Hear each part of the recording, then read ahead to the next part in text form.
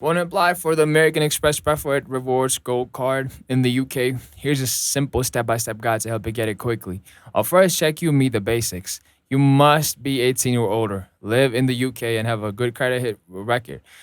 Having your income details and address history ready will make things smoother. Next, go to the official American Express UK website and find the Preferred Rewards Gold Cards page and spend a moment reviewing the key benefits like generous membership reward points, travel insurance, and exclusive bonuses. Once you're ready, click apply now, fill in your information, name, address, date of birth, along with your employment status and annual income. Amex will perform a soft credit check for us so it won't impact your score. But if the soft check goes well, you will complete the full application and often get an instant decision. Usually, your card arrives in the post within 5 to 7 working days. So after it arrives, activate it online or via the Amex app. From there, you can start earning membership rewards, points on everyday spending, and enjoy added perks like airport lounge access and welcome offers.